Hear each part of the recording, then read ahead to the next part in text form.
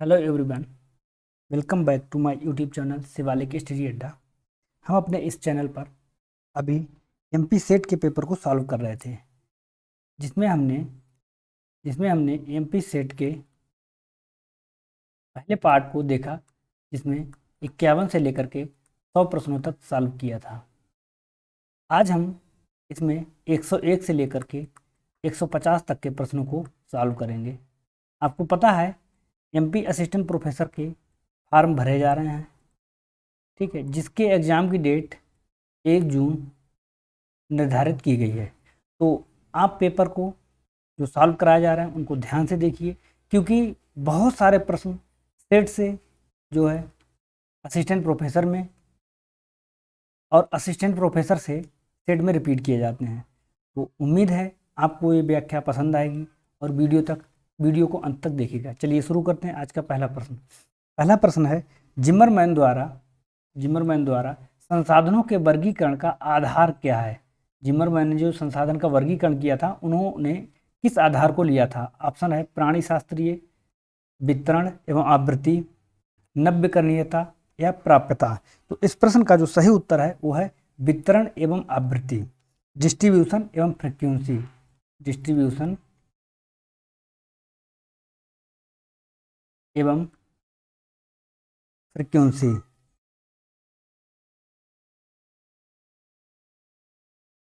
Distribution एवं frequency को जो है उन्होंने आधार बनाया था, जिसके आधार पर उन्होंने संसाधनों को 4 भागों में विभक्त किया था।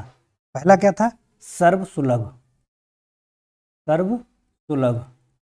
ठीक है। दूसरा था सामान्य सुलभ,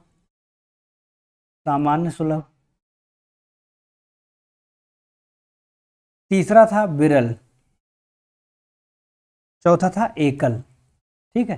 ये 4 प्रकार के संसाधनों में वर्गीकरण किया था किसने? जिमरमैन ने, जिसका आधार था वितरण एवं आवृत्ति, डिस्ट्रीब्यूशन एवं फ्रीक्वेंसी के आधार पर वर्गीकरण किया था। अगला प्रश्न देखते हैं हम लोग। प्रश्न संख्या 102, वान थ्योनन का आर्थिक लगान पर आधारित द्वितीय मॉडल फसल सिद्धांत निम्नलिखित में से किस पर विचार नहीं करता है?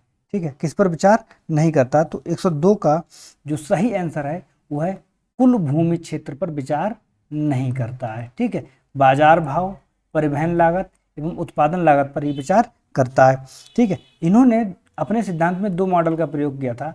इनका जो मॉडल फर्स्ट था वो था इंटेंसिटी थ्योरी,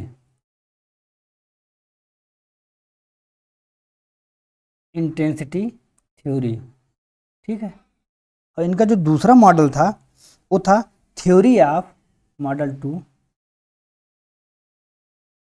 इनका जो दूसरा मॉडल था वो था वेरिंग लैंड यूज, ठीक है।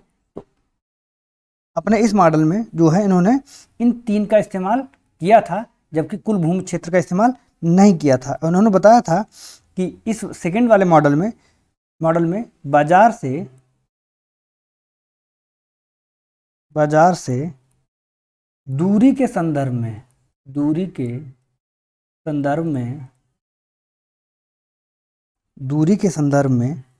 फसलों की स्थिति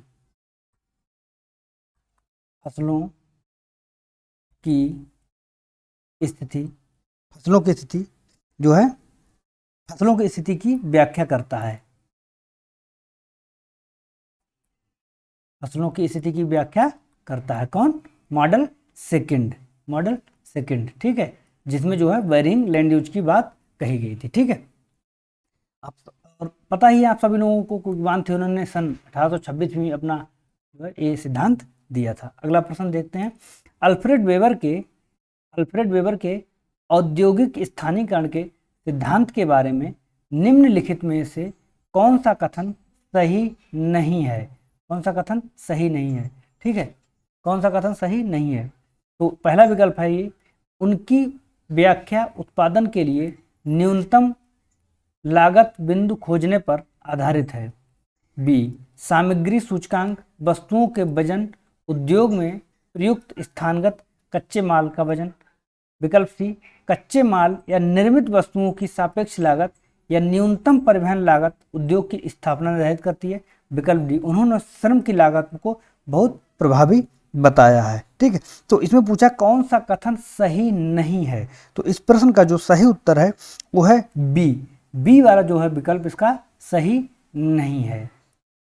बी वाला विकल्प इसका सही नहीं है। आपको पता है कि अल्फ्रेड वेबर ने अपने सिद्धांत में किसको इस्तेमाल किया, न्यूनतम लागत का इस्तेमाल, या न्यूनतम लागत का, ठीक है, न्यूनतम लागत का इस्तेमाल किया है। ठीक है, और इसमें जो है इन्होंने 1909 में इसको प्रतिपादित किया था जर्मन भाषा में, और बाद में इंग्लिश भाषा में जो है इसका ट्रांसलेशन 1929 में हुआ था। ठीक है, तो जो बी वाला कथन है वो सही नहीं है। बाकी विकल्प ए, उनकी व्याख्या उत्पादन और न्यूनतम लागत बिंदु खोजने पर आधारित है, बिल्कुल सही है। कच्चे माल या निर्मित वस्तुओं की सापेक्ष लागत न्यूनतम परिवहन लागत उद्योग की स्थापना निर्धारित करती है, ये भी सही है। उन्होंने श्रम की लागत को बहुत ही प्रभावी बताया, तीनों कथन सही है, जबकि जो कथन बी है ये सही नहीं है। ठीक है, हम लोग अगला प्रश्न देखते हैं। बीवर के फसल संयोजन विधि पर आधारित निम्नलिखित कथनों पर विचार कीजिए। कथन है, प्रत्येक फसल के क्षेत्र का कुल फसलों से प्रतिशत ज्ञात कर उन्हें घटते क्रम में रखा जाता है। ठीक है, फिर विकल्प दो, कथन दो है, इन फसलों का प्रथम फसल से प्रारंभ करके एक फसल प्रथम, दो फसल प्रथम, तीन फसल आदि का समूह बना लेते हैं। कथन तीन है, प्रत्येक फसल संयोजन की प्रत्येक फसल के सैद्धांतिक एवं वास्तविक प्रतिशतों के अंतर ज्ञात करके योग करते हैं। ठीक है, नीचे कूट दिए गए, केवल एक सही, केवल दो सही, केवल एक दो सही, या केवल तीन सही है। तो क्या पूछा, कथनों पर विचार कीजिए तथा कौन सा कथन सही है, कौन सा कथन सही है, कौन सा कथन सही है, ये पूछा गया है। तो इसमें जो है फर्स्ट और सेकंड हमारे विकल्प सी में दिए गए हैं, ये दोनों कथन सही है, पहला और दूसरा सही है। जबकि तीसरे में क्या गलती है कि योग नहीं करते हैं, योग नहीं बल्कि क्या करते हैं, वर्ग करते हैं। ठीक है, क्या करते हैं, वर्ग करते हैं, और दो या तीन फसलें हैं, फिर उन वर्गों का जो उन्होंने वर्ग किया है, वर्गों का करने के बाद फिर क्या करते हैं, उनका योग करते हैं। जैसे मान लीजिए एक फसल है, उसका हमने कैलकुलेशन किया, वर्ग किया, लेकिन किसी ग्रुप में दो फसलें हैं, तो जब हम इनका वर्ग करेंगे, तो जब हमने वर्ग प्राप्त किया फिर उनका क्या करेंगे, योग करेंगे। ठीक है, तो ये है इसमें। और बीवर का सिद्धांत जो है सस्य संयोजन से संबंधित है। किससे संबंधित है, सस्य संयोजन से संबंधित है, सस्य संयोजन से संबंधित है। ठीक है, जब जो कि इन्होंने कब दिया था, 1954 ईस्वी में इन्होंने अपने सिद्धांत को दिया था। ठीक है, अगला प्रश्न हम देखते हैं। अगस्त लास के द्वारा उद्योगों के स्थानीयकरण का सिद्धांत निम्नलिखित में से किस पर विचार करता है या किस विचार पर आधारित है। ठीक है, ए न्यूनतम लागत, बी अधिकतम लाभ, सी आचरण मैट्रिक्स, डी परिवहन व्यय। ठीक है, तो इसमें जो सही उत्तर है वो है बी, मैक्सिमम प्रॉफिट, अधिकतम लाभ पर जो है विचार पर आधारित है। ठीक है, आपको पता है कि ये भी एक जर्मन अर्थशास्त्री थे, और इन्होंने भी जो है अपना जो सिद्धांत है वो 1940 में दिया था, और जिसका इंग्लिश ट्रांसलेशन 1954 में आया था। लास ने जो है क्या किया था, बेवर के जो सिद्धांत था, बेवर के सिद्धांत को अमान्य करते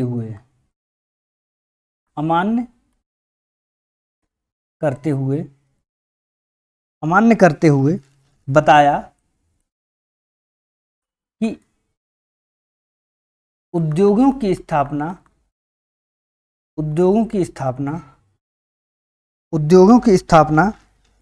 वहां सर्वथा उचित होगी जहां कुल आय लागत से अधिक होगी।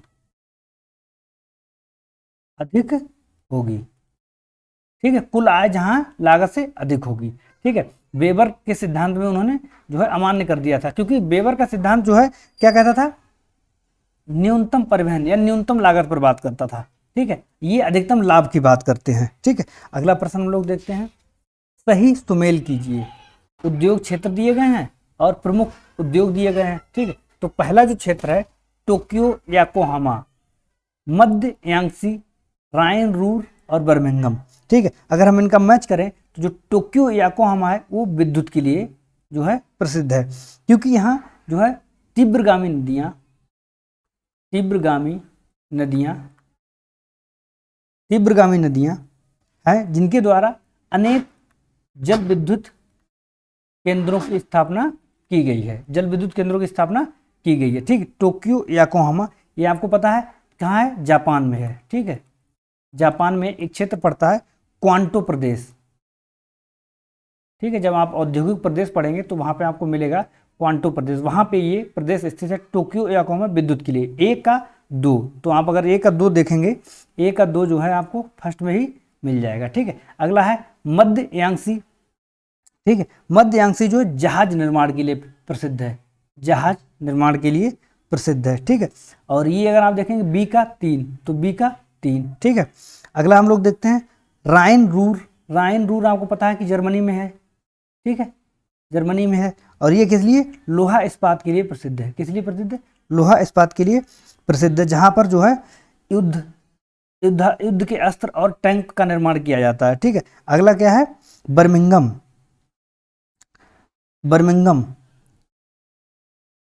बर्मिंघम जो है मोटर कार के लिए प्रसिद्ध है, ये यहाँ की बात हो रही है। ठीक है, बर्मिंघम। ठीक है, जो कि कहाँ है, ग्रेट ब्रिटेन में है। तो इस आधार पे हमारा विकल्प ए जो है क्या हो गया, सही हो गया है। ठीक है, ए का 2, बी का 3, सी का 4 और डी का 1। ठीक है, हम लोग अगला प्रश्न देखते हैं।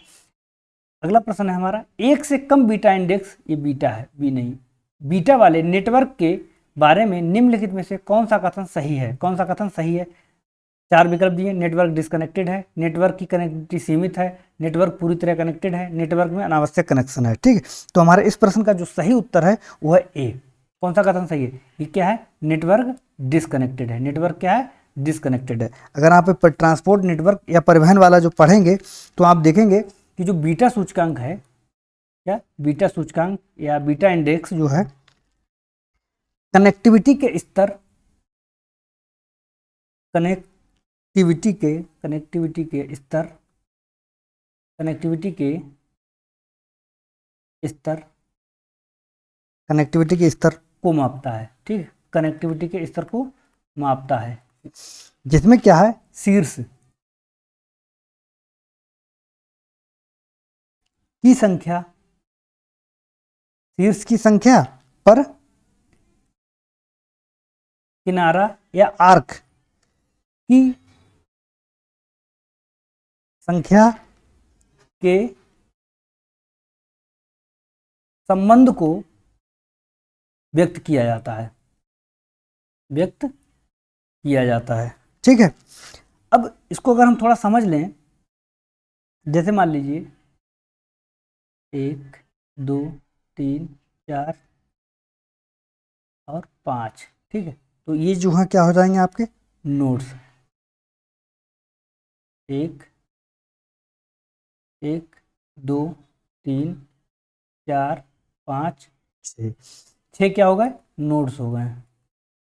ठीक है, और जो है आर्क, किनारे कितने हो गए, लिंक्स भी कहते हैं, 1 2 3 4 5, ये क्या हो गए, लिंक्स हो गए। लिंक्स किसके हो गए, 5। ठीक है, तो इनके बीच जो संबंध है उसको दर्शाता है। अब ये 1 से अधिक आता है, अगर ये 1 से अधिक आता है, 1 से अधिक आता है, ठीक है, तो जो है उन्नत अर्थव्यवस्थाओं की बात को दर्शाता है।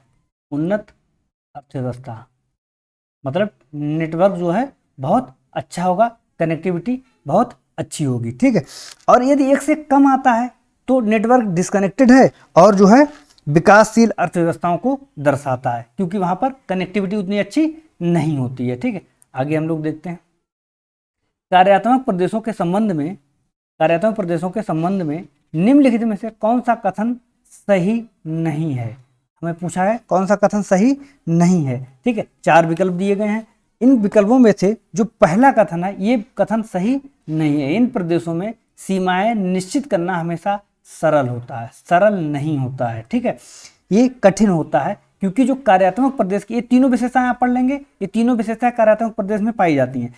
सरल इसलिए नहीं होता है क्योंकि जो कार्यात्मक प्रदेश होते हैं वो किस पे बल देते हैं, क्रिया पर बल देते हैं। किस पे बल देते हैं, क्रिया पर जो है बल अधिक देते हैं, और ये हमेशा गतिशील होते हैं। कैसे होते हैं, गतिशील होते हैं। जब ये गतिशील होंगे तो इनकी सीमा का निर्धारण इतनी आसानी से नहीं किया जाएगा, इसलिए ये कथन गलत है। बाकी इसके जो तीनों विशेषताएं वो सही हैं। ये प्रदेश स्वरूपीय प्रदेशों की भांति भूतल पर निरंतरता बनाए नहीं रखते हैं, क्योंकि गतिशील है तो निरंतरता नहीं बना सकते। इन प्रदेशों का निकट के प्रदेशों से एकाधिक प्रकरणों में आर्थिक व सामाजिक संबंध बना रहता है। ये प्रदेश सांस्कृतिक पृष्ठभूमि से संबंधित होते हैं। तो बी सी डी इनकी विशेषता है, जबकि ए जो है वो इनकी विशेषता नहीं है। हम लोग अगला प्रश्न देखते हैं। कुछ सिद्धांत दिए गए, निम्नलिखित में से कौन सा मॉडल अल्बर्ट ओ हर्समैन ने प्रस्तुत किया है। अल्बर्ट ओ हर्समैन ने जो है हमारा सिद्धांत प्रस्तुत किया ध्रुवीकरण और ट्रिकल डाउन प्रभाव, विकल्प मॉडल। विकल्प सी हमारे इस प्रश्न का सही उत्तर है। ठीक है, अगर हम पहले सिद्धांत की बात करें, सेंट्रो परिधि मॉडल, जिसको हम सेंट्रो पेरिफेरी मॉडल भी कहते हैं, ये किसने दिया है? फ्रीडमैन ने दिया है। किसने दिया है? फ्रीडमैन ने दिया है। ठीक है, मेट्रोपोलिस महानगर उपग्रह मॉडल, मेट्रोपोलिस सैटेलाइट मॉडल, ठीक है, इसको किसने दिया है? फ्रैंक महोदय ने दिया है। फ्रैंक महोदय ने दिया।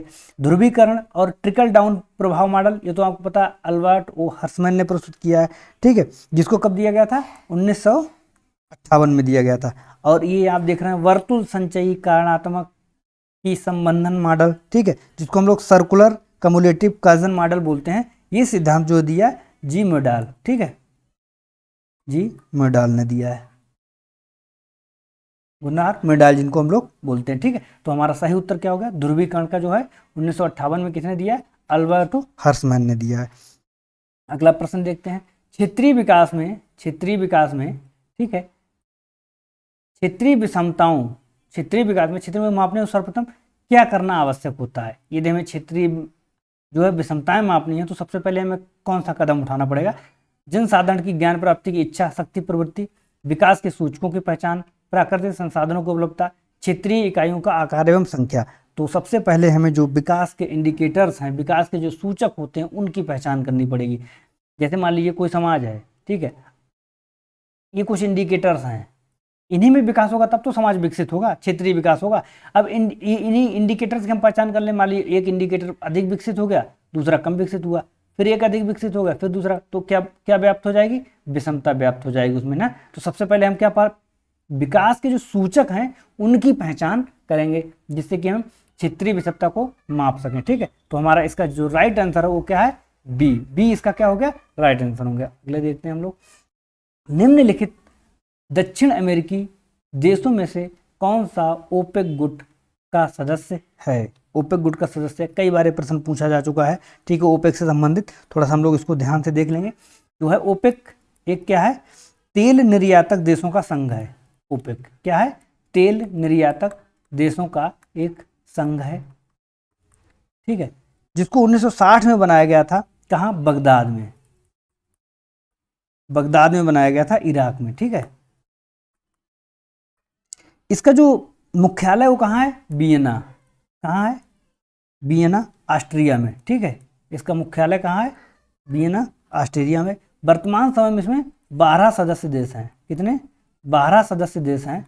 और जब इसकी स्थापना हुई थी तो 5 संस्थापक सदस्य थे। ठीक है, जिन्होंने मिलकर के किसकी? ओपेक की स्थापना करी थी। उनमें कौन कौन से? एक तो हमारा था यही वेनेजुएला था, ईरान था, ठीक है, इराक था, ठीक है, कुवैत था, ठीक है, और क्या था? सऊदी अरब था। तो ये 5 देशों ने मिलकर के ओपेक की स्थापना की थी। कब? 1960 ईस्वी में। तो हमारे इस प्रश्न का सही आंसर क्या हो गया? वेनेजुएला। ठीक है, क्योंकि वेनेजुएला कहाँ है? दक्षिण अमेरिकी देश है। वेनेजुएला कहाँ? दक्षिण अमेरिकी देश है। ठीक है, अगला प्रश्न देखते हैं हम लोग। आधुनिक राजनीतिक भूगोल का जनक किसे माना जाता है? आधुनिक राजनीतिक भूगोल का जनक जो है फ्रेडरिक रेडजेल को माना जाता है। फ्रेडरिक रेडजेल की जो पुस्तक थी वो थी राजनीतिक भूगोल। क्या नाम था उसका? राजनीतिक भूगोल। ठीक है, जहाँ से इनको राजनीति का जो है जनक कहा जाने लगा। और इनको मानव भूगोल का भी जनक कहा जाता है, क्योंकि इनकी एक पुस्तक आनी थी, मानव भूगोल या एंथ्रोपोजियोग्राफी।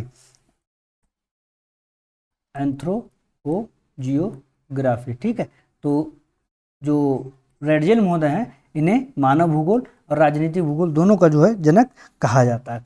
अगला प्रश्न है हमारा, कि मैकेंडर का रणनीतिक मानचित्र वास्तव में किस प्रकार के प्रक्षेप पर तैयार किया गया था जो अत्यधिक अतिरंजित था और आर्कटिक बर्फ के असीमित विस्तार के बारे में गलत धारणा पैदा करता था। ठीक है, तो हमारे 113 नंबर प्रश्न का जो सही उत्तर है वो है मर्केटर प्रक्षेप। मर्केटर प्रक्षेप, ठीक है, मर्केटर प्रक्षेप। जो मैकेंडर महोदय ने अपना सिद्धांत जो है 25 जनवरी 1904 को दिया था। ठीक है, विश्व के सामरिक महत्व, विश्व के सामरिक महत्व के क्षेत्रों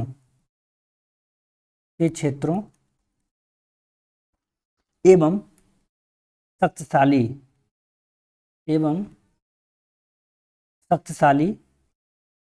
क्षेत्रों के संबंध में इनका जो है सिद्धांत था। ठीक है, जिसपे उन्होंने मर्केटर प्रक्षेप का इस्तेमाल किया था, जो कि क्या है, गलत धारणा पैदा करता था असीमित विस्तार की वजह से। ठीक है, आगे हम लोग देखते हैं अगला प्रश्न। किस संगठन ने अंटार्कटिका के तट को हिंद महासागर के दक्षिणी छोर के रूप में मान्यता दी है? ठीक है, अंटार्कटिका के तट को दक्षिणी छोर के रूप में मान्यता दी है। इस प्रश्न का जो सही उत्तर है अंतरराष्ट्रीय जल सर्वेक्षण संगठन। अंतरराष्ट्रीय जल सर्वेक्षण संगठन। ठीक है, जो ये है संगठन, ये 101 सदस्य देशों का समूह है। ठीक है, जिसकी स्थापना 21 जून 1921 को हुई थी। ठीक है, और ये क्या कहता है, उचित तरीके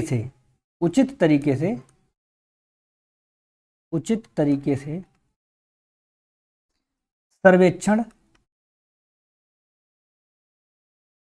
एवं चार्ट तैयार करता है, कहे के समुद्र के। ठीक है, तो अंतरराष्ट्रीय जल सर्वेक्षण संगठन ने क्या है, अंटार्कटिका के तट को हिंद महासागर का दक्षिणी छोर के रूप में मान्यता दी है। ठीक है, तो सही उत्तर क्या हो गया, डी। अगला प्रश्न देखते हैं हम लोग। किसने सामाजिक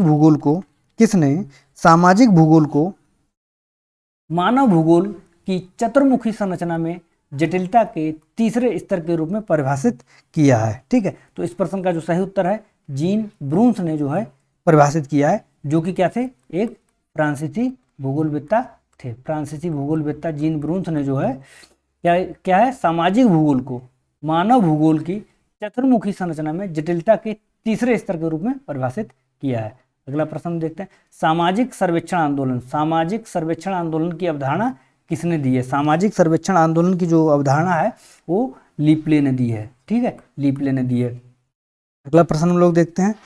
निम्नलिखित में कौन सा सामाजिक कल्याण के बुनियादी घटकों में संबंधित नहीं है? पूछा है, क्या है, संबंधित नहीं है। तो सामाजिक कल्याण अगर कहीं होगा तो क्या, पोषण आवश्यक है, आश्रय आवश्यक है, रोजगार आवश्यक है। जबकि सामाजिक अस्थिरता नहीं, सामाजिक स्थिरता होना चाहिए, तब तो सामाजिक कल्याण होगा।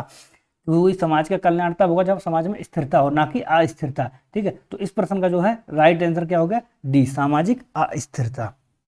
हम लोग अगला प्रश्न देखते हैं। निम्नलिखित में से कौन सा सांस्कृतिक क्षेत्र का एक प्रकार नहीं है? ठीक है, सांस्कृतिक क्षेत्र या प्रदेश की बात करें तो 3 प्रकार से होते हैं। एक क्या, फंक्शनल रीजन, जिनको हम लोग क्या कहते हैं, कार्यात्मक प्रदेश कहते हैं। दूसरे परसेप्चुअल। ठीक है, अगर हम यहाँ पे लिख दें परसेप्चुअल, ठीक है। दूसरे क्या होते हैं, फॉर्मल रीजन। तीसरे फॉर्मल, परसेप्चुअल और फंक्शनल रीजन। ठीक है, फंक्शनल, ये 3 प्रकार के क्षेत्र होते हैं। जबकि अनौपचारिक सांस्कृतिक क्षेत्र ऐसा कोई प्रदेश नहीं होता है। ठीक है, तो ये हमारे 118 नंबर का सही आंसर यही हो, क्योंकि पूछा गया है कौन सा प्रकार नहीं है। कार्यात्मक, औपचारिक और अवधारणात्मक सांस्कृतिक क्षेत्र होते हैं। ठीक है, आगे हम लोग देखते हैं। किन्नौरी देवभूमि सांस्कृतिक क्षेत्र के निम्नलिखित में से किस क्षेत्र में फैला हुआ है? ठीक है, तो इसका सही उत्तर क्या होगा, हिमाचल प्रदेश और उत्तराखंड में फैला हुआ है। ठीक है, हिंदू एवं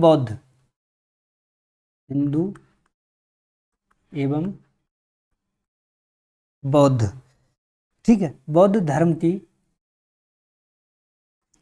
अद्वितीय मिश्रण, अद्वितीय अद्वितीय मिश्रण एवं परंपराओं, एवं परंपराओं, अद्वितीय मिश्रण एवं परंपराओं, रीति रिवाजों, रीति रिवाजों, मान्यताओं, रीति रिवाजों एवं मान्यताओं की समृद्ध विरासत, की समृद्ध विरासत को समृद्ध विरासत के लिए जाने जाते हैं ये, ठीक है, जिसको हम किन्नौरी देवभूमि सांस्कृतिक क्षेत्र के नाम से जानते हैं। और ये कहाँ पड़ते हैं? हिमाचल प्रदेश और उत्तराखंड में स्थित हैं। यही हमारा इसका राइट आंसर है, ठीक है। अगले में देखते हैं, कोंकणी निम्नलिखित में से किस राज्य में पहली भाषा के रूप में बोली जाती है? कोंकणी किस राज्य में, ठीक है। अब आप थोड़ा सा दिमाग लगाएंगे तो जम्मू कश्मीर तो वैसे ही नहीं हो सकता, ठीक है, उड़ीसा भी नहीं हो सकता, ठीक है। अब दो बच रहे हैं, कर्नाटक एवं गोवा, ठीक है। तो कोंकणी की बात हो रही, कर्नाटक में कन्नड़ बोली जाती है, ठीक है। तो क्या बचा? गोवा हमारा जो है। इस प्रश्न का आपको उत्तर नहीं भी पता तब भी अगर आप थोड़ा सा दिमाग लगाएंगे तो उसका उत्तर मिल सकता है। गोवा इसका राइट आंसर है, क्योंकि जो कोंकणी है वो जो है इंडो आर्यन भाषा परिवार जो है उसकी एक भाषा है, इंडो आर्यन फैमिली जो है उसकी एक भाषा है, और ये पश्चिमी तटीय क्षेत्रों में बोली जाती है, पश्चिमी तटीय क्षेत्रों में बोली जाती है, ठीक है। तो सही उत्तर क्या हो गया? गोवा। अगला देखते हैं, पृथ्वी की परिधि को मापने वाले पहले गणितज्ञ कौन थे? पहले गणितज्ञ कौन थे? कई बार प्रश्न पूछा गया, आप सभी लोगों को पता होगा, इरेटोस्थनीज जो है इसका राइट आंसर है। आपको पता होना चाहिए कि जो इन्होंने परिधि मापी थी वो लगभग 25,000 मील आई थी। और यदि आप ध्रुवों से वास्तव में देखें, ध्रुवों से जो पृथ्वी की परिधि है वो 25,860 मील है। तो लगभग ये उनके नज़दीक पहुंच गए थे। और आपको पता है कि परिधि मापने के लिए इन्होंने जो है साइने नामक जो है जगह थी और अलेक्जेंड्रिया, दो जगह इन्होंने अपने जो है प्रक्षेपण, वो क्या कहते हैं, परीक्षण किए थे, साइने और अलेक्जेंड्रिया में। तो वास्तविक तौर पे 25,860 मील है ध्रुवों से होकर के, जबकि इन्होंने जो मापी थी वो 25,000 मील के आसपास आई थी। तो कौन थे? इरेटोस्थनीज महोदय। अगला प्रश्न देखते हैं, अर्धकुंडे के कितने खंड हैं? ठीक है, अर्धकुंडे आपको पता है कार्ल रिटर महोदय की बहुत प्रसिद्ध रचना है, ठीक है, जिसको जो है भूविज्ञान कहा जाता है। क्या कहा जाता है? भूविज्ञान, ठीक है। और इसके जो है 19 भाग थे। कितने खंड थे? 19 खंड थे, ठीक है। अगला प्रश्न देखते हैं, मानचित्र पर समतापी रेखाओं का चित्रण, मानचित्र समतापी रेखाओं का चित्रण सबसे पहले किसने किया था? प्रश्न संख्या 123, ठीक है, हमबोल्ट महोदय ने किया था। 123 का जो राइट आंसर है क्या है? हमबोल्ट महोदय ने किया था। समताप रेखाओं को प्रदर्शित करने का पहला विश्व का मानचित्र तैयार किया था, विश्व मानचित्र, जिसपे क्या है, समताप रेखाएं प्रदर्शित की गई थी। किसने? हमबोल्ट महोदय ने, समताप रेखाओं वाला विश्व का मानचित्र, ठीक है। तो इसका प्रश्न का राइट आंसर ए। अगला प्रश्न देखते हैं, 1830 ईस्वी में रॉयल जियोग्राफिकल सोसाइटी की स्थापना कहाँ हुई थी? रॉयल जियोग्राफिकल सोसाइटी की जो स्थापना कहाँ हुई थी? लंदन ब्रिटेन में, लंदन ब्रिटेन में हुई थी, ठीक है। इसका जो है राइट आंसर क्या हो जाएगा? 124 का सी, ब्रिटेन में हुई थी। कब हुई थी? 1830 ईस्वी में। याद रखिएगा, प्रश्न रिपीट कर सकता है।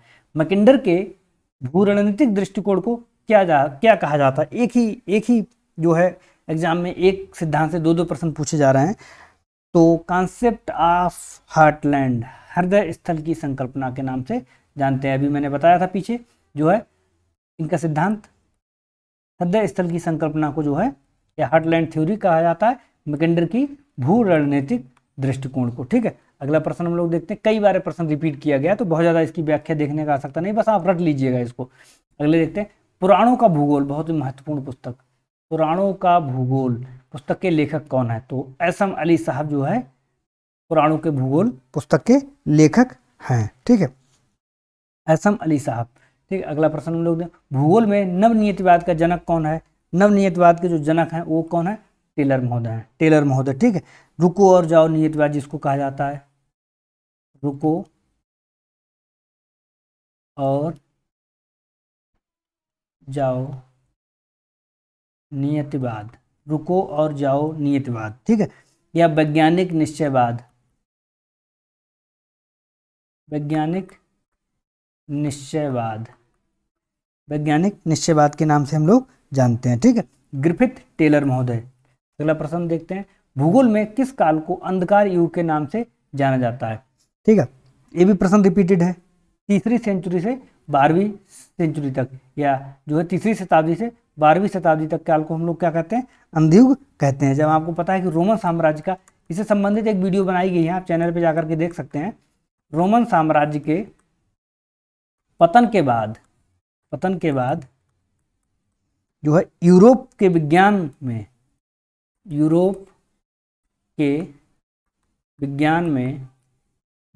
के विकास में जो है धर्म का बोलबाला हो गया था, ठीक है, धर्म का बोलबाला हो गया था। तो उसी समय जो है उस युग को क्या कहा गया, अंधकार युग के नाम से जाना गया, ठीक है।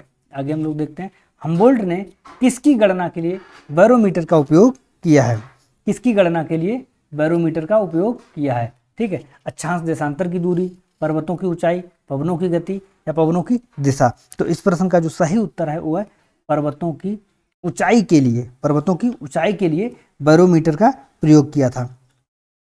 इन्होंने ही जो है मनुष्य एवं वनस्पति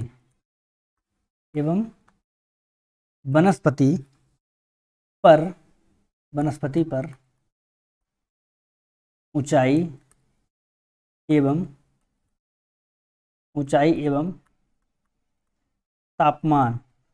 एवं तापमान के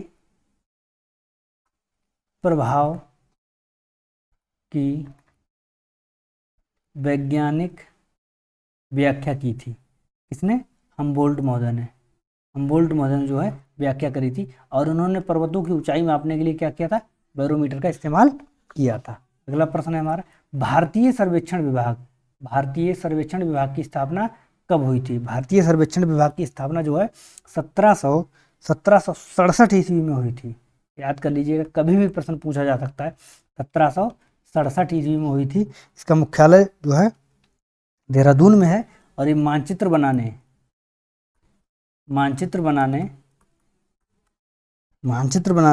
सर्वेक्षण करने,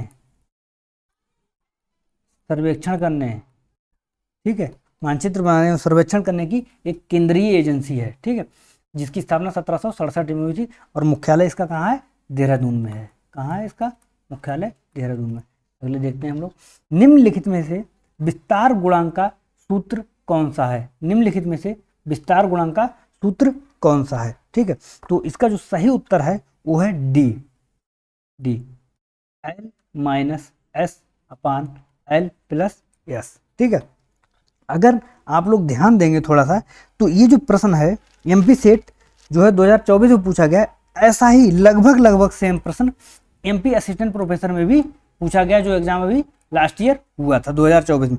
उसमें क्या पूछा गया था कि कुछ संख्याएं दी गई थी, मैं बता ही देता हूँ, प्रश्न ही बता देता हूँ। प्रश्न था 70, 105, 45, 80, 210, 50, 120, 95, 15 एवं 150 का जो है प्रसार गुणांक ज्ञात करिए। क्या ज्ञात करिए, प्रसार गुणांक ज्ञात करना था। ये प्रश्न एमपी असिस्टेंट प्रोफेसर में पूछा गया, और एमपी सेट में क्या पूछ दिया है कि विस्तार गुणांक का कौन सा सूत्र होता है, ठीक है। तो अब L-S/L+S, जो इसमें सबसे बड़ा है उसमें से सबसे छोटा वाला घटा दीजिए, ठीक है, और जो नीचे सबसे बड़ा है और सबसे छोटा वाला जोड़ दीजिए, उसको आप सॉल्व कर दीजिए, उत्तर निकल जाएगा, ठीक है। तो L-S/L/S प्रश्न जो है इसका जो सही उत्तर है, जो कि एमपी सेट 2024 में पूछा गया है, और इसी से संबंधित एमपी असिस्टेंट प्रोफेसर में ये प्रश्न पूछा गया था, ठीक है। हम लोग अगले देखते हैं, फ्रांस द्वारा स्पॉट उपग्रह किस वर्ष अंतरिक्ष में भेजा गया था, ठीक है। स्पॉट उपग्रह किस वर्ष अंतरिक्ष में भेजा गया था, तो ये इसका जो सही उत्तर है वो है 1986 ईस्वी में फ्रांस द्वारा इस उपग्रह को अंतरिक्ष में भेजा गया था। ठीक है, हम लोग आगे देखते हैं। कुछ विद्वान हैं और उनके द्वारा जनरेट की गई विधियां जो हैं। ठीक है, तो इसमें हम लोग देखते हैं सबसे पहले सर फ्रांसिस गाल्टन ने जो है किस विधि को बनाया था? रिग्रेशन, जिसको हम लोग क्या कहते हैं? प्रतीपगमन या प्रतिगमन भी उसको बोलते हैं। स्पीयरमैन सहसंबंध, कोरिलेशन। ठीक है, लॉरेंज महोदय का डिस्पर्सन या प्रकीर्णन। टिपेट महोदय ने रैंडम यादृच्छिक संख्या की बात की थी। तो अब हम इसको मिला लें। 1 का 4, फर्स्ट का डी यहाँ मिल रहा है, फर्स्ट का डी यहाँ मिल रहा है, सेकंड का सी यहाँ मिल रहा है, यहाँ मिल रहा है, थर्ड का ए यहाँ मिल गया। तो हमारे इस प्रश्न का जो क्या होगा? सी जो है सही उत्तर हो गया। विकल्प तो कुछ भी हो सकते हैं, इतना ये जानना इतना इंपॉर्टेंट नहीं, इंपॉर्टेंट यही है जानना। ठीक है, फ्रांसिस गाल्टन ने प्रतीपगमन या जिसको हम लोग रिग्रेशन कहते हैं, सहसंबंध स्पीयरमैन ने, ठीक है, लॉरेंज ने प्रकीर्णन जिसको हम डिस्पर्सन कहते हैं, और टिपेट ने यादृच्छिक नंबर या रैंडम नंबर की जो है विधि को बनाया था। अगला देखते हैं हम लोग। निम्नलिखित आंकड़ों का माध्य व मध्यिका बताइए। ठीक है, तो इस प्रश्न को समझ लेते हैं हम लोग। माध्य व मध्यिका ज्ञात करना है। ठीक है, सबसे पहले हम इन संख्याओं को अवरोही या आरोही क्रम में लगा लेंगे। ठीक है, तो 5, 7, 9, 11, 15, 16, 21। ठीक है, तो मध्यिका निकालने के लिए हम सबसे मध्य वाले को देख लेंगे। 11, 3 इधर होगा हमारे, 3 इधर हो गए। ठीक है, आप 11 देख लो किस विकल्प में? मध्यिका 11, विकल्प बी में, यहाँ पे है 11। आपको माध्य निकालने की आवश्यकता भी नहीं पड़ेगी, उत्तर पता चल जाएगा। ठीक है, माध्य कैसे निकालते हैं? इन सबको जोड़ के कुल नंबर हैं उनसे भाग दे दिए। ठीक है, जब आप 5, 7, 9 इन सबको प्लस करेंगे और जो है भाग देंगे तो ये टोटल नंबर 84 है, 7 से भाग देंगे तो उत्तर क्या हो जाएगा? 12। देख लें, तो हमारा जो है माध्य निकल जाएगा, जो कि उत्तर में 12 दिया गया। तो जिसका माध्य 12 और माध्यिका 11 है। ठीक है, आगे हम लोग देखते हैं। निम्नलिखित कथनों पर विचार कीजिए। जियोड का अर्थ पृथ्वी जैसा होता है। जियोड का अर्थ जो है पृथ्वी जैसा होता है, मतलब एक ऐसी आकृति जिसकी पृथ्वी जैसी आकृति, उसको हम क्या कहेंगे? जियोड कहते हैं। ठीक है, WGS 84 एक भू केंद्रित आधार है। कई बार प्रश्न MP में पूछा गया WGS से। ठीक है, तो इस बार हो सकता है कि थोड़ा अलग करके क्वेश्चन पूछा जाए, लेकिन संभावना है कि WGS से जरूर प्रश्न पूछा जाएगा। तो आप लोग एक बार इसको जरूर से विस्तार से पढ़ लीजिएगा। WGS 84 एक भू केंद्रित आधार है, ये भी कथन सही है। USA द्वारा ERTSI उपग्रह 1972 में प्रक्षेपित किया गया था, ये कथन भी सही है। लैंडसैट 4 में ETM प्लस था, ये कथन गलत है। कौन सा कथन गलत है पूछा गया ना? तो चौथा कथन इसका जो सही विकल्प है D, ये गलत है। लैंडसैट 4 में ETM प्लस नहीं था। अब ETM क्या है? ये एक सेंसर है। क्या है? एक सेंसर है। ठीक है, जिसको हम लोग क्या कहते हैं? इनहैंस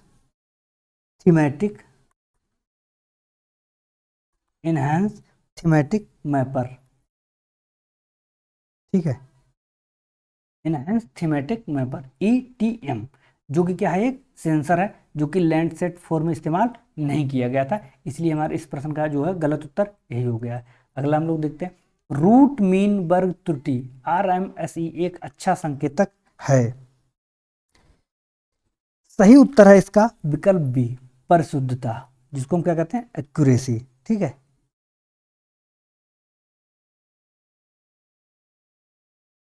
परिशुद्धता का जो है संकेतक है, क्योंकि जो है ये जो RMSE है, RMSE, इसको जब आप पढ़ेंगे तो उसमें साफ साफ लिखा हुआ है कि ये मॉडल ही जो है कम त्रुटि वाला है।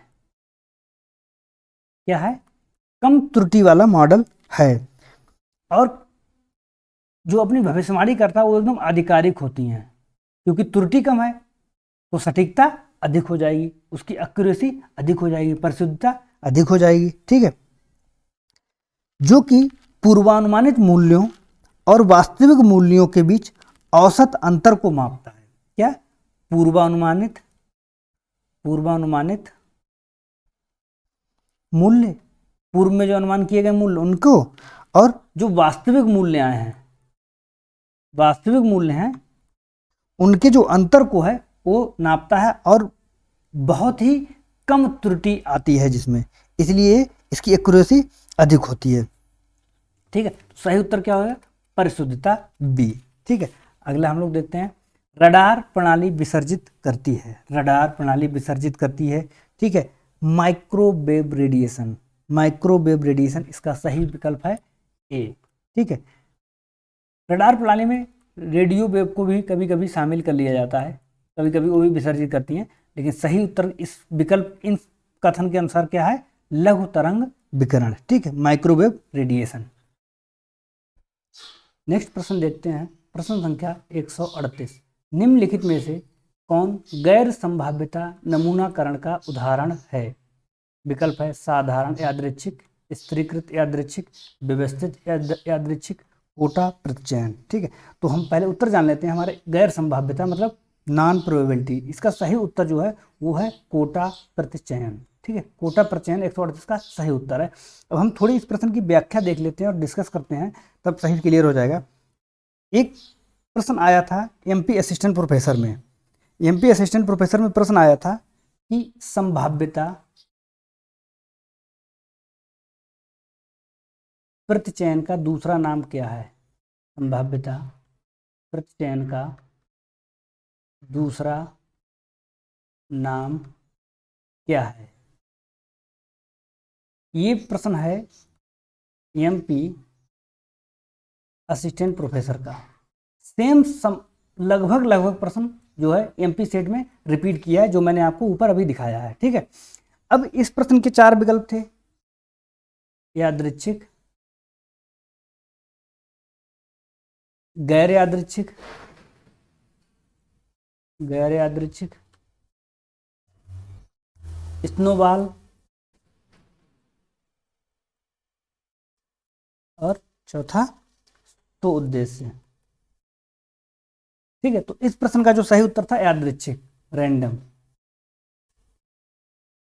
कहने का मतलब यह है कि एमपी असिस्टेंट प्रोफेसर के पेपर क्वेश्चन सेट में और सेट के एमपी असिस्टेंट प्रोफेसर में रिपीट हो रहे हैं। तो यदि हम इसका कॉन्सेप्ट एक बार समझ लेते हैं तो हमारा उत्तर गलत नहीं होगा। ठीक है, आपको पता है कि दो तरह की जो है विधियां होती हैं सैंपलिंग करने की, जो है सैंपलिंग की 2 विधियां होती हैं। एक को हम लोग बोलते हैं प्रोबेबिलिटी या संभाव्यता, क्या बोलते हैं? प्रोबेबिलिटी। दूसरे को बोलते हैं नॉन प्रोबेबिलिटी, गैर संभाव्यता। ठीक है, प्रोबेबिलिटी और नॉन प्रोबेबिलिटी। आप यहां देखें क्या पूछा है? गैर संभाव्यता का उदाहरण है, तो हमें देखना है नॉन प्रोबेबिलिटी में कौन सी चीजें शामिल हैं। ठीक है, तो 2 तरह की होती है, एक प्रोबेबिलिटी मतलब संभाव्यता और नॉन प्रोबेबिलिटी मतलब गैर संभाव्यता। तो प्रोबेबिलिटी में जो शामिल की जाती हैं कई प्रकार की होती हैं, उनमें होती है simple random sampling, simple random sampling. ठीक है, दूसरी होती है सिस्टमैटिक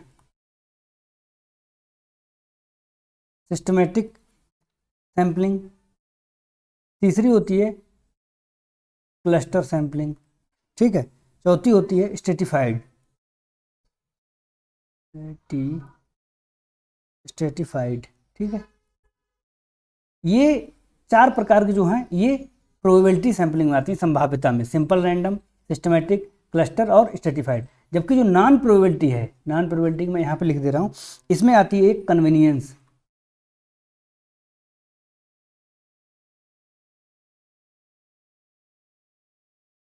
सैंपलिंग, दूसरी आती है परपजिव। ठीक है, तीसरी आती है कोटा सैंपलिंग, चौथी आती है स्नोबॉल। सैंपलिंग की 2 विधियां होती हैं, एक प्रोबेबिलिटी एक नॉन प्रोबेबिलिटी। ठीक है, प्रोबेबिलिटी में इन चीज़ों को शामिल किया जाता है और नॉन प्रोबेबिलिटी में इन चीज़ों को शामिल किया जाता है। ठीक है, अब देखिए क्या पूछा? गैर संभाव्यता, तो क्या है? कोटा प्रतिचयन। जबकि ये जो तीनों हैं ये तीनों हमारी संभाव्यता प्रतिचयन का उदाहरण है। या प्रोबेबिलिटी की, जबकि ये कोटा प्रचयन नॉन प्रोबेबिलिटी का। ठीक है, हम लोग नेक्स्ट प्रश्न देखते हैं। निम्नलिखित विधियों में से किसमें बीजीय चिन्ह नजरअंदाज किया जाता है? किसमें बीजीय चिन्ह नजरअंदाज किया जाता है? तो इस प्रश्न का जो है वो सही उत्तर है मीन डेविएशन, माध्य विचलन। क्या है? मीन डेविएशन, माध्य विचलन इसका सही उत्तर है। अब आपको हम फिर से एक बात बताते हैं कि एमपी असिस्टेंट प्रोफेसर में प्रश्न पूछा गया था कि किस विधि में मॉडुलस चिन्ह,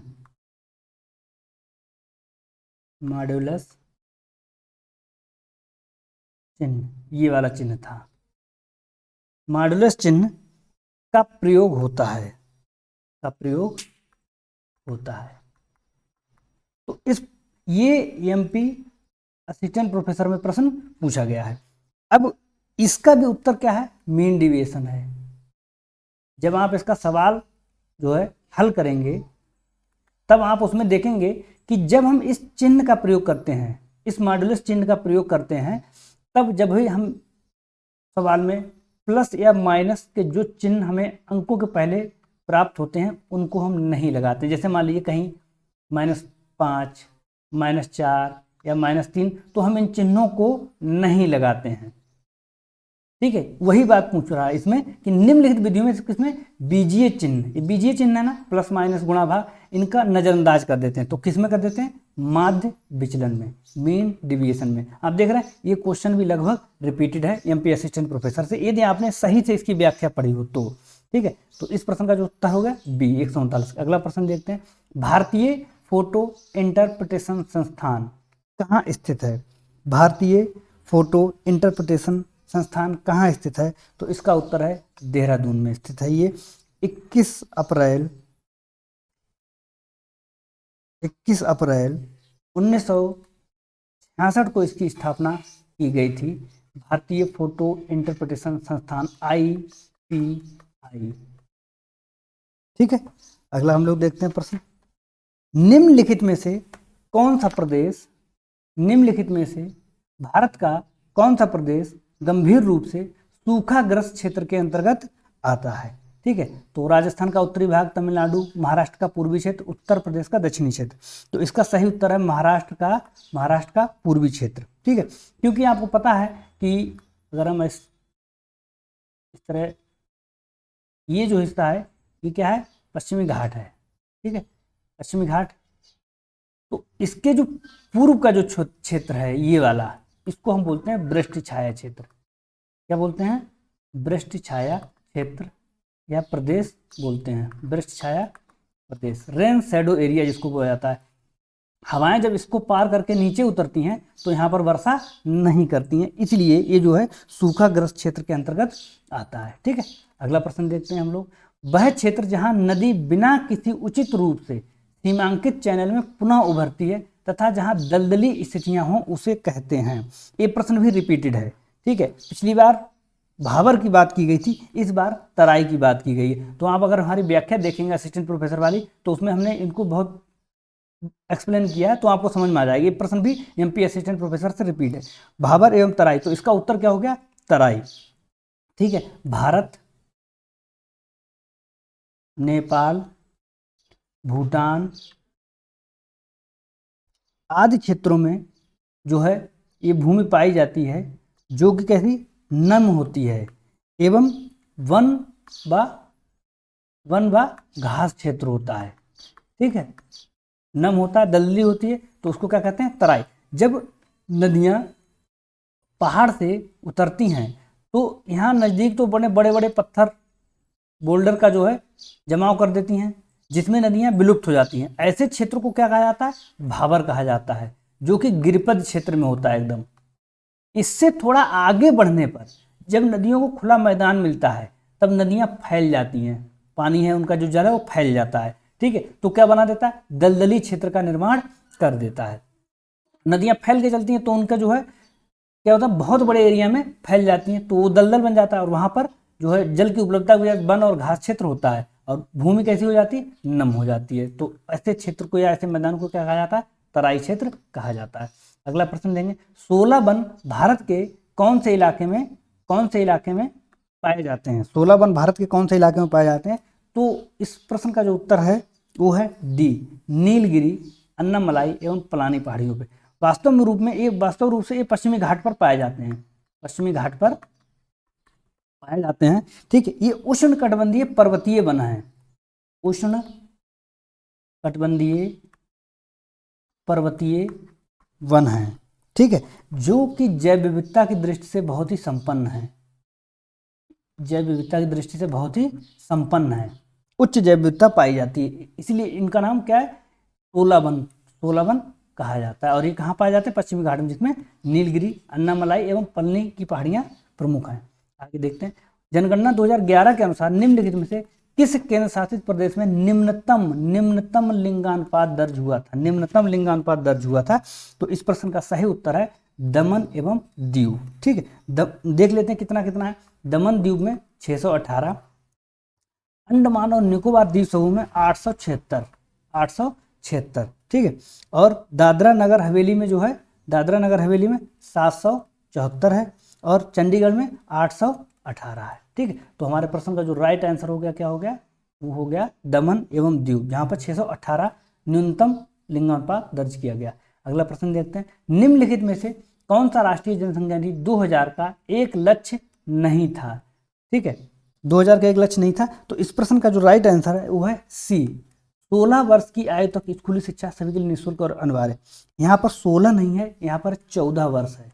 ठीक है, 14 वर्ष तक जो है सभी बच्चों को अनिवार्य रूप से शिक्षा, 14 वर्ष तक अनिवार्य रूप से शिक्षा जो है उसका लक्ष्य था। जबकि इसमें क्या दे दिया, 16 वर्ष। जबकि कथन ये जो है स्कूल छोड़ने की दर 20% से नीचे लाना, ये भी शामिल था। 2010 तक सभी के लिए प्रजनन स्वास्थ्य देखभाल और बाल स्वास्थ्य सेवाएं उपलब्ध कराना, ये भी था। और जन्म मृत्यु विवाह गर्भधारण के 100% पंजीकरण कराना अनिवार्य था, ये भी था। तो हमारा इस प्रश्न का जो राइट आंसर है वो सी है। यहाँ पर 16 वर्ष नहीं, यदि 14 वर्ष होता तो हमारा ये कथन भी बिल्कुल ठीक होता। ठीक है, हम लोग आगे देखते हैं, निम्नलिखित कथनों को ध्यानपूर्वक पढ़िए। राष्ट्रीय विकास परिषद एनडीसी की स्थापना 1962 में हुई थी। एनडीसी का कार्य राष्ट्रीय विकास पर प्रभाव डालने वाले महत्वपूर्ण सामाजिक और आर्थिक प्रश्नों का विचार करना है। तो इस प्रश्न का जो सही आंसर है वो है केवल दो, क्योंकि एनडीसी की स्थापना, राष्ट्रीय विकास परिषद की स्थापना 1962 में नहीं, 1952 में हुई थी। 6 अगस्त 1952 को स्थापना हुई थी। तो पहला कथन गलत हो गया, दूसरा कथन हमारा सही है। ठीक है, आगे हम लोग देखते हैं अगला प्रश्न, शहर की अवस्थिति के बारे में निम्नलिखित में से कौन सा एक गलत युग्म, हमें गलत बताना है कि कौन सा गलत युग्म है। ठीक है, तो इस प्रश्न का जो सही उत्तर है वो है पहाड़ी स्थान की अवस्थिति मदुरै, ये गलत है। ठीक है, ये गलत है। बाकी कोटा नदी के किनारे स्थित है, कोटा चंबल नदी के किनारे स्थित है। भोपाल झीलों का शहर है, समुद्र के सामने स्थित चेन्नई है, बिल्कुल सही है। जबकि डी वाला कथन गलत है, मदुरै पहाड़ी की स्थान की अवस्थिति पर स्थित नहीं है। आगे हम लोग देखते हैं अगला प्रश्न, निम्नलिखित में से कौन सा औद्योगिक क्षेत्र हल्के एवं बाजार उन्मुख निर्माण के आधार पर विकसित हुआ है? कौन सा हल्के एवं बाजार उन्मुख? ठीक है, तो इस प्रश्न का सही उत्तर है गुड़गांव, दिल्ली, मेरठ, ये विकल्प सही है। क्योंकि इस क्षेत्र का विकास जो है ना, इस क्षेत्र का विकास स्वतंत्रता के बाद हुआ है, स्वतंत्रता के बाद हुआ है। ठीक है, अब इसमें जैसे मेरठ है, मेरठ जो है चीनी और स्पोर्ट्स के लिए प्रसिद्ध है। गुड़गांव मोटर गाड़ी के लिए प्रसिद्ध है, दिल्ली इंजीनियरिंग उद्योग के लिए, ठीक है, इलेक्ट्रॉनिक उद्योग के लिए, ठीक है, रासायनिक उद्योग के लिए, ठीक है, इस कांच के लिए आदि के लिए प्रसिद्ध है। ठीक है, तो ये सब कैसे हैं, हल्के एवं बाजार उन्मुख क्षेत्र हैं, हल्के एवं बाजार उन्मुख क्षेत्र हैं। ठीक है, गुड़गांव, दिल्ली, मेरठ। अगला प्रश्न देखते हैं, निम्नलिखित में से कौन सा गलत सुमेलित है, गलत सुमेलित कौन सा है। ठीक है, प्रश्न पूछा गया कौन सा गलत सुमेलित है। तो काली मिट्टी दक्कन का पठार बिल्कुल सही, लेटराइट मिट्टी पश्चिमी घाट ये भी बिल्कुल सही है, मरुस्थली मिट्टी राजस्थान के जोधपुर एवं बीकानेर ये भी सही है, दलदली मिट्टी खंबात की खाड़ी ये जो है गलत है। खंबात की खाड़ी में दलदली मिट्टी नहीं मिलती है, जबकि जो दलदली मिट्टी है वो पाई जाती है उड़ीसा, वेस्ट बंगाल और तमिलनाडु में, तमिलनाडु के जो है तटीय क्षेत्रों में पाई जाती है, तटीय क्षेत्रों में पाई जाती है कौन सी, दलदली मृदा। ठीक है, तो ये वाला कथन हमारा सही नहीं है। हम लोग अगला प्रश्न देखते हैं। अगला प्रश्न है, निम्नलिखित में से कौन सा भारत में हरित क्रांति के घटक थे, हरित क्रांति के घटक थे। ठीक है, हरित क्रांति के जो घटक थे, पहला विकल्प है कृषि मशीनीकरण, ग्रामीण सड़कें, भूमि जोत का समेकन, जैविक खेती। जैविक खेती तो बिल्कुल नहीं है, क्योंकि आपको पता है हरित क्रांति में जो है बड़ी मात्रा में उर्वरकों का इस्तेमाल किया जाता है, रासायनिक उर्वरकों का। ठीक है, तो यही प्रश्न अगर ए विकल्प हटा दो आप, चार जिसमें होगा। ठीक है, चार देखो इसमें भी है, ए भी कट गया, चार इसमें भी, ए भी कट गया, ए भी कट गया, तो सही हमारा क्या बचा, बी। 1 और 2 और 3 बिल्कुल सही हैं। ठीक है, तो जैविक खेती नहीं है, कृषि मशीनीकरण, ग्रामीण सड़कें, भूमि जोत का समेकन। ठीक, ये 150 प्रश्न हमने आपको व्याख्या सहित हल करा दिए हैं 2 भागों में। ठीक है, उम्मीद है आपको पसंद आएंगे और ये आपके आने वाले एग्जाम के लिए बहुत ही इंपॉर्टेंट है, क्योंकि जरूर 5 से 7 प्रश्न आप मान के चलिए आपके रिपीट होंगे, जो अगला एग्जाम एमपी असिस्टेंट प्रोफेसर का होने वाला है। तो आप एमपी एपी का जो पेपर हुआ है असिस्टेंट प्रोफेसर का उसको, और सेट के जो भी पेपर हुए हैं उनको, ठीक है, सेट 2018 का पूरा पेपर हमने शॉर्ट्स में जो है सॉल्व करा रखा है, वहां से आप देख लीजिएगा। 2024 का ये हो गया है और एक पेपर 2022 का बचा है, वो भी हम एग्जाम से पहले सॉल्व करा देंगे।